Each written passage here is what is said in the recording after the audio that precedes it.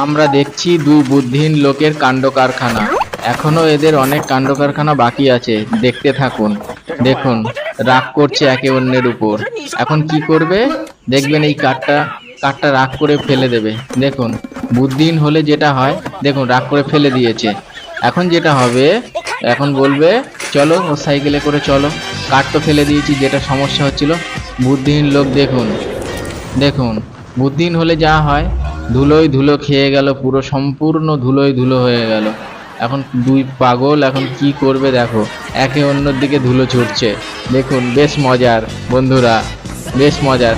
ধুলো ঝেড়ে নিয়েছে, দেখুন ধুলোয় ধুলো খেয়ে এখন আবার ধুলোয় ধুলো হয়ে গেল এদের। এরা ধুলোয় ধুলো হয়ে গেছে। দেখুন, যারা ধুলো ছিটিয়েছিল তাদের উপর বকাবকি করার ফল হাতে নাতে পাবে। দেখো, তারা তাড়া করেছে পাড়ার ছেলেদেরকে।